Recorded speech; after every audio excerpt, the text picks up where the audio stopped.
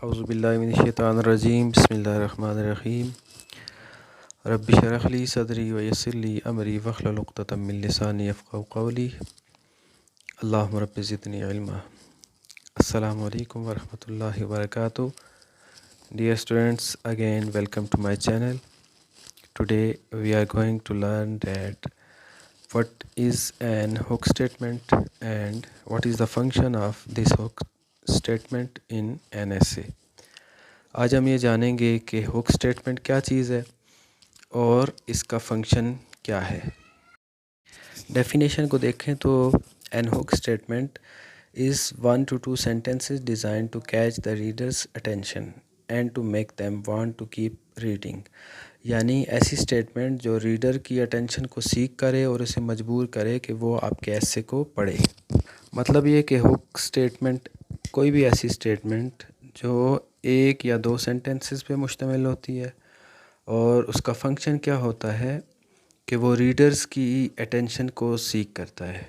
यानी इसको पढ़कर रीडर का दिल चाहे कि मैं आगे सारा ऐसे पढूं।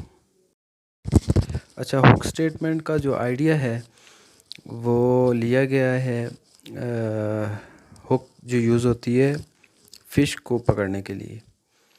ठीक है, उस पर आप गौर करें तो उसको ऐसा इंस्पायरिंग बनाया जाता है, यानी उस पर ऐसा दाना लगाया जाता है जो मछली को पसंद हो और मछली आके उसमें फंसे। यानी मछली को इंस्पायर किया जाता है और मछली को अपनी तरफ अट्रैक्ट किया जाता है। तो इसी तरह रीडर को फंसाने के लिए, रीडर की अटेंशन को सीख करने के लिए आपने ऐसी हुक स्टेटमेंट लगानी है। अच्छा, हुक स्टेटमेंट की रिक्वायरमेंट्स क्या हैं? सबसे पहली चीज़ कि वो क्या होनी चाहिए, इंटरेस्टिंग। दूसरी चीज़ वो फैक्ट्स पे मुश्तमिल हो। ठीक है, दिलचस्प हो, फैक्ट्स पे मुश्तमिल हो। तीसरी वो कोई ना कोई कहानी बयान कर रही हो, कोई स्टोरी हो सकती है। उसके अलावा कोई कोट हो सकता है या फिर कोई क्वेश्चन हो सकता है। कोई भी ऐसी चीज़ जो आपकी हुक स्टेटमेंट को इंटरेस्टिंग बनाए वो आप हुक स्टेटमेंट के तौर पे लिख सकते हैं, जिससे आपने रीडर की अटेंशन को सीख करना है। यहाँ पे देखें तो टाइप्स ऑफ हुक स्टेटमेंट्स या टाइप्स ऑफ हुक्स। पहली चीज़ ये कि वो कोई ना कोई स्ट्रॉन्ग क्लेम हो। ठीक है, अगर ऐसा नहीं है तो फिर कोई ना कोई क्वेश्चन हो, ऐसा क्वेश्चन जो रीडर को पढ़ने पर मजबूर कर दे।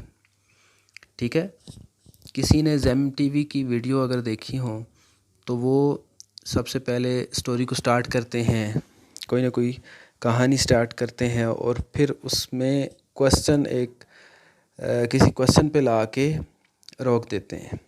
फिर वहाँ से कहते हैं ज़ेम टीवी की वीडियोस में खुशामदीद। फिर वो सारी स्टोरी सुनाते हैं। तो उसका मकसद क्या होता है कि वो रीडर को ऐसे क्लाइमैक्स पे ला के पहुँचा देते हैं जहाँ पे उसमें इंटरेस्ट पैदा हो जाता है कि वो आपकी स्टोरी को सुने। ठीक है, तो इसी तरह आपने ऐसी स्टेटमेंट यूज़ करनी है जो आपके रीडर में इंटरेस्ट पैदा करे।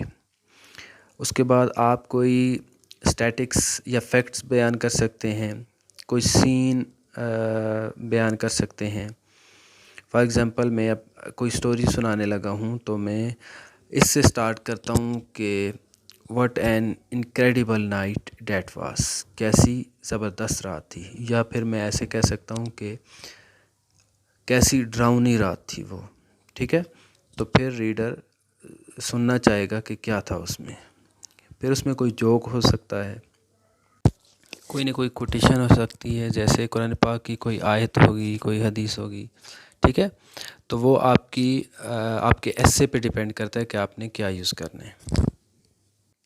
नेक्स्ट हम कुछ एग्जांपल्स देख लेते हैं इसकी।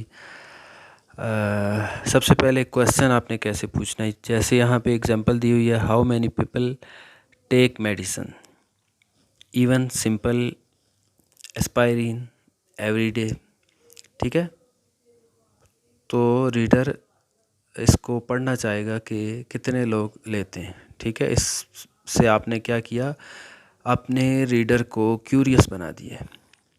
उसके बाद इंटरेस्टिंग ऑब्जर्वेशन, ये कैसे यूज़ करनी है, जैसे लिखा हुआ है Asian economist are not sleeping well these days. तो आप ये पढ़ना चाहेंगे कि उन्होंने ऐसा क्या कमाल कर दिया जिसकी वजह से आपने ऐसी स्टेटमेंट दी है।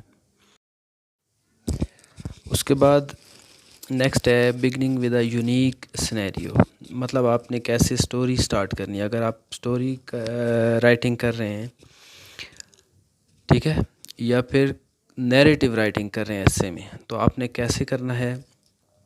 इसने लिखा हुआ है travelling at 100 mile an hour he feels as though he is not moving. उसे ऐसा लग रहा था कि वो मूव ही नहीं कर रहा इतना चल के। He is engulfed in complete silence, वो खामोशी में मुकम्मल लिपटा हुआ था। For a moment it is as if he has entered another dimension, ऐसा लग रहा था जैसे वो किसी और दुनिया में आ गया हो। तो आप लोगों ने देखा कि कैसे इस स्टेटमेंट के ज़रिए उसने अपने रीडर को क्यूरियस बना दिया कि वो अब ये जानना चाहेंगे कि कैसी जगह पे वो गया था, कौन सा ऐसा एडवेंचर था या कौन सी ऐसी जगह थी जिस जगह पर उसके साथ ये सीन हुआ। ठीक है, उसके बाद हम कोटेशन यूज़ कर सकते हैं, जैसे लिखा हुआ है शेक्सपियर की फेमस स्टेटमेंट है to be or not to be that is question. होना या ना होना ये भी एक सवाल है, या मैं हूँ या नहीं हूँ ये भी एक सवाल है। उसके बाद आप स्टैट्स एंड फिगर्स वगैरह यूज़ कर सकते हैं, जैसे लिखा हुआ है if world temperature continues to rise Singapore and New York may be under water by 2050। तो आप ये जानना चाहेंगे कि कौन सी ऐसी वजूहत हैं जिनकी वजह से राइटर ऐसा कह रहा है। ठीक है, उसके बाद आप कुरानिक आयत वगैरह या फिर हदीस का रेफरेंस भी दे सकते हैं बीइंग अ मुस्लिम। ठीक है, जैसे क्रिश्चियन है तो वो बाइबल वगैरह को कोट करते हैं, तो मुसलमान कुरान पाक को कोट कर सकते हैं। ठीक है, होप सो कि आप लोगों को समझ आया होगा। ये था हमारा आज का लेक्चर। दुआ में याद रखें, अगर आपको लेक्चर पसंद आया है तो मेरे चैनल को सब्सक्राइब करें, लाइक करें वीडियो को और दोस्तों के साथ शेयर करें। मेरी तरफ़ से सलाम। अस्सलामु अलैकुम व रहमतुल्लाहि व बरकातुहू।